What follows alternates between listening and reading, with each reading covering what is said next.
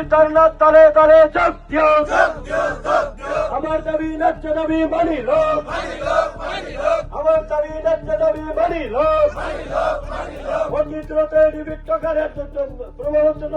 কি কারণে এই ধর্ণা কার্যসূচী রূপায়ণ করেছে? আজি আমি দক্ষিণ পাৰৰ আইৰকাটা অঞ্চলৰ সমূহ ৰাইজৰ উদ্যোগত এইখন নদীৰ পাৰত বুচাইমাৰী নদীৰ পাৰত আজি এটা ধৰ্ণাৰ কাৰ্যসূচী লৈছো।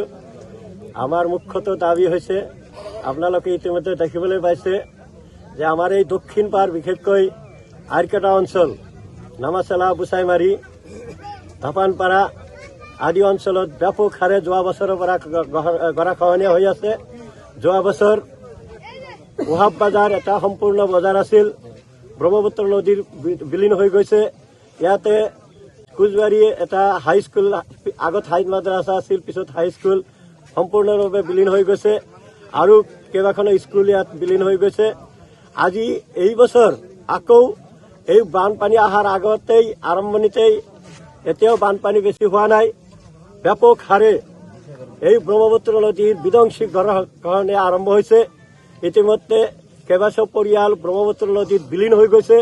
তেওঁলোকৰ ঘৰ বাৰী ক'ত লৈ যাব, তেওঁলোকে লৈ যোৱাৰ কোনো স্থানান্তৰ কৰাৰ উপযুক্ত ঠাই বিচাৰি পোৱা নাই। হামাধুৰি খাই আছে, মানুহৰ অৱস্থা কুলাই পাচিয়ে নধৰা অৱস্থা হৈছে। এনে পৰিস্থিতিত আমাৰ ৰাজ্য চৰকাৰে বিধানসভাত ঘোষণা কৰিছিল যে আমাৰ ৰাজ্য চৰকাৰে যে 73.31 কৰোৰ টকা ধাৰ্য কৰিছে নামাচলা আপোনাৰ ইয়াতে বালাদাৰীৰ পৰা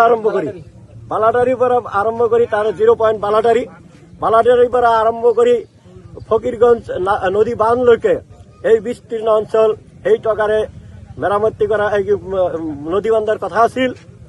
আমি শুনিছিলো জানুৱাৰী মাহত এইবছৰ আৰম্ভ কৰিব, জানুৱাৰী মাহ গ'ল, পিছত জনালে ফেব্ৰুৱাৰী মাহত কৰিব, মাৰ্চ মাহত কৰিব। এনেকুৱা কৰি কৰি আমাৰ নিৰ্বাচন আহি গ'ল।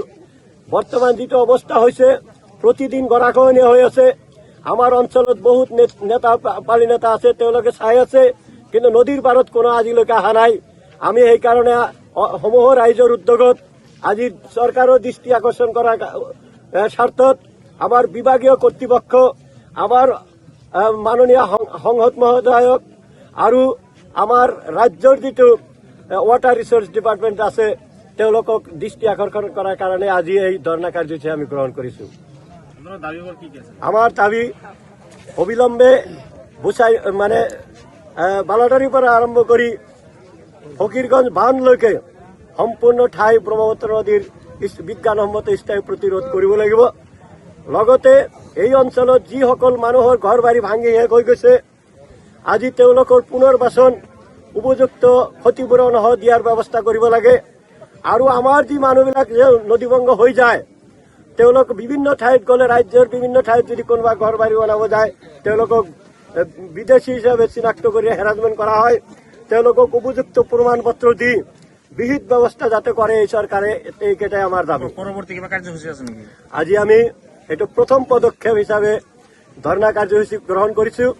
আমাৰ এই আন্দোলন চলিয়ে থাকিব। আমি আশা কৰো যিদিনা বিভাগীয় কৰ্তৃপক্ষ যিটো টকা চেংচন কৰা হৈছে, অলৰেডি টেণ্ডাৰ কল হৈছে, সেই টকাৰে যদি কাম আৰম্ভ হয়, তেনেহলে আমাৰ কোনো কথা নাই, নহলে আমাৰ এই আন্দোলন দিল্লীলৈকে যাব।